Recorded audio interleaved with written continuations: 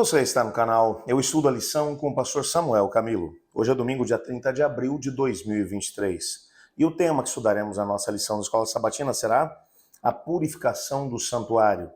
Texto base para o nosso estudo, Daniel capítulo 8, verso 14, que diz: até 2.300 tardes e manhãs e o santuário será purificado. Já mencionamos na lição da semana passada que o juízo acontece antes da vinda de Cristo Jesus. Há um juízo, um processo de juízo que acontece para se definir quem serão aqueles que irão com Cristo para o céu e quem serão aqueles que serão destruídos. É claro que o juízo ele acontece num processo. Vamos falar sobre isso mais adiante. Existe o juízo pré-advento, que é exatamente esse que acontece antes da vinda de Jesus. Existe um juízo investigativo que acontece logo durante o milênio, que é o momento em que os salvos terão a oportunidade de analisar os casos que foram julgados de forma prévia pelo Senhor Jesus Cristo no tribunal celestial e que separou os salvos e perdidos. Então agora os salvos terão a oportunidade de estabelecer a sentença, até porque aqueles que não são salvos pela graça mediante a fé terão que pagar de acordo com aquilo que fizeram no corpo. Então, qual será a sentença executada sobre eles? Os salvos durante os 1000 anos no céu terão a oportunidade de analisar os registros e então estabelecer a punição. E haverá também o juízo executivo, que acontecerá exatamente no final do milênio, quando o lago que arde com fogo e enxofre será aceso e todos os maus serão destruídos. Inclusive o próprio rebelde passará por essa experiência.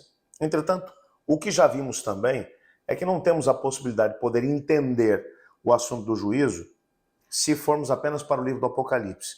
Quando chegamos lá no capítulo 14, João simplesmente menciona que haverá uma mensagem que será pregada a toda a humanidade exatamente antes da vinda de Jesus.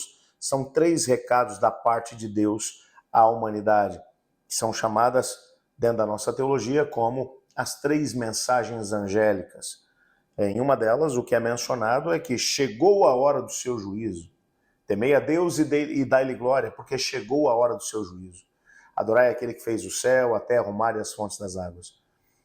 Chegou a hora do seu juízo. Ok, o juízo estará acontecendo exatamente antes da vinda de Jesus, mas será que dá para a gente poder ter uma ideia, uma noção de quando é que ele começa, quando é que ele termina? Que elementos estão envolvidos aqui nesse processo? A gente vai analisar muito disso nessa semana, mas não vai ser à luz do Apocalipse, vai ser à luz de Daniel. Porque Daniel teve a oportunidade de ter diante de si algumas revelações que logo depois de tê-las recebido, o anjo do Senhor mencionou: ó, sela esse livro, porque a mensagem nele contida é para o tempo do fim, não é para os seus dias. E uma das mensagens que foram dadas a Daniel a respeito desse assunto é aquilo que vai aparecer lá em Daniel 8,14. Até 2.300 tardes e manhãs o santuário será purificado.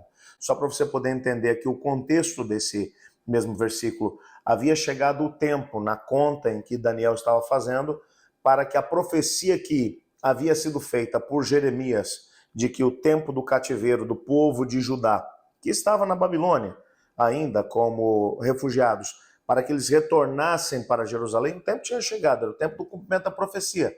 Mas Daniel não via no cenário internacional nenhum indício de que isso ia acontecer.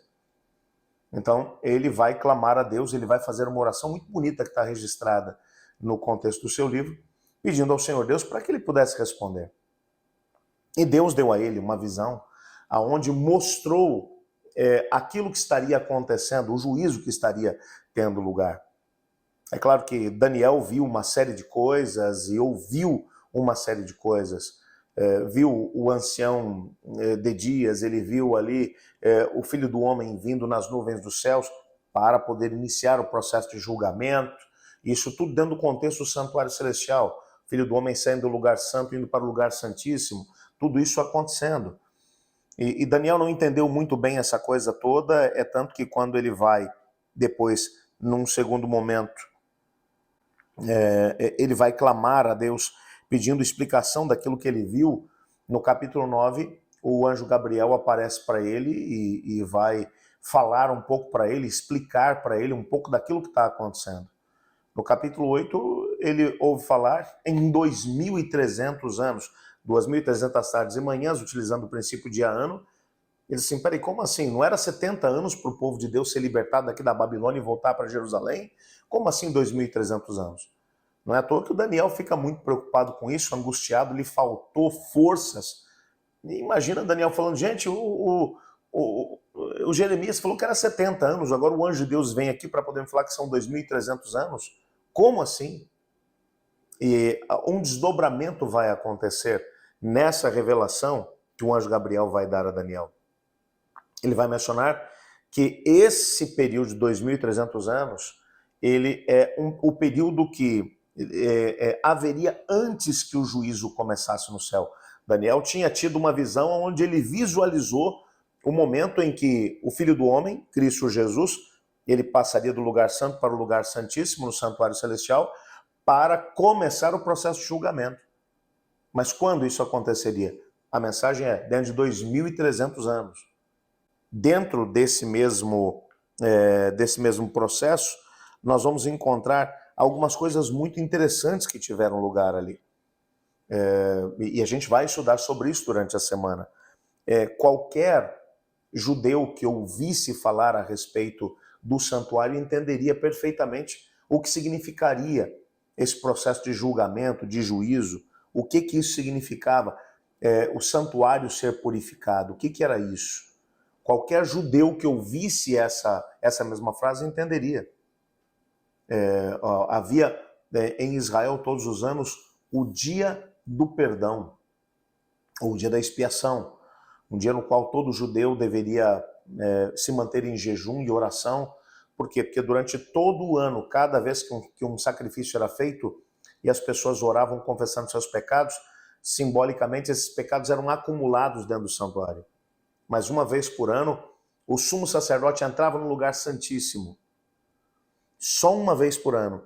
E esse era o dia em que ele removia do santuário os pecados que haviam sido lá acumulados. E finalmente o processo era resolvido. Esse era o dia do perdão. Esse era o dia da purificação do santuário. Daniel está mencionando aqui, ele recebe a informação de que o santuário seria purificado. Purificação do santuário lembra dia do perdão, ou o dia da expiação. O que o dia da expiação tem a ver aqui nesse caso, então, com o juízo, com o julgamento? Bem, o dia da expiação prefigurava o momento em que o Senhor Deus ele trabalharia para poder resolver todos os pecados que foram acumulados no santuário celestial desde que Adão pecou e pediu perdão pelo primeiro pecado. O problema do pecado só é resolvido com morte na cruz. E você não perdoa pecados por atacado. O Senhor Deus perdoou os pecados de cada pessoa. Ele não morreu por todos, ele morreu por cada pessoa. Cada indivíduo. Se fosse apenas por um, ele teria passado pela mesma experiência, mas ele resolve o problema de forma individual, não de forma coletiva. E nessa perspectiva, cada pecado que foi confessado a Cristo Jesus e foi acumulado no santuário celestial precisava ser resolvido. Como seria resolvido? Através de um processo de julgamento. O dia da expiação, portanto, prefigurava exatamente isso. O Senhor Deus é alguém realmente tremendo. O Senhor Deus, ele, através de símbolos e sombras lá do contexto do Antigo Testamento, ele já estava lançando luz para aquilo que aconteceria no tempo do juízo. Louvado seja Deus, porque temos a certeza do perdão dos nossos pecados. Por isso, João ele vai mencionar, se confessarmos os nossos pecados, ele é fiel e justo para nos perdoar os pecados e nos purificar de toda injustiça. Ele não apenas perdoa, mas ele também nos purifica através do sangue que ele derramou na cruz do Calvário. E é claro que todo pecado que foi cometido no nosso planeta em determinado momento vai ser completamente destruído. Como isso vai acontecer, a gente vai entender durante a semana. Mas eu queria nesse momento orar a Deus agradecendo ao Senhor pelo que Cristo Jesus fez por nós na cruz do Calvário e pelo que ele está fazendo nesse momento no santuário celestial. E principalmente por ter desdobrado para a gente, através da profecia dos 2.300 anos, aquilo que ele estaria fazendo exatamente nesse tempo, enquanto no santuário celestial o julgamento acontece. Antes de podermos orar, entretanto, por isso, eu te convido para vir conosco para a comunidade de oração, para podermos escolher alguns temas pelos quais nós vamos orar hoje. A Neide Silva Alves, ela pede oração em favor dos seus filhos, para que eles voltem para o caminho do Senhor. E também pede pela saúde de um dos filhos, e ao mesmo tempo para que ele consiga um trabalho, para poder conseguir suprir as suas necessidades. Existe aqui também um pedido que foi feito pela Claudete Nascimento, né? Ela diz que Deus nos abençoe e nos proteja das garras do inimigo que tem rondado a nossa família. Vamos orar por isso, pedindo libertação da parte do Senhor Deus. A Georgina Leal, ela diz, bom dia, peço oração por todos nós, que a graça do Senhor Jesus Cristo possa alcançar todas as pessoas, inclusive minha filha, meu neto, meu genro e a minha neta, que precisam muito de uma intervenção da parte de Deus. Nós vamos orar por isso, sim. A dona Tia, ela diz, eu peço oração pela Vânia e pelo Davi, e também pela Terezinha Frazon. Ela diz, peço oração pelos meus filhos, sobrinhos, netos, que o Espírito de Deus trabalhe em seus corações para que voltem para os caminhos do Senhor, enquanto ainda podem. Nós vamos orar por esses pedidos. Obrigado, Senhor Deus, porque em Tua palavra descobrimos que nesse momento o processo de juízo está acontecendo no santuário celestial. Obrigado porque o Senhor não nos deixou no escuro em relação a esse tempo, mas ajuda-nos a vivermos de forma solene diante disso. Por favor, ouça também os pedidos que aqui fizemos. Responda de acordo com a Tua vontade.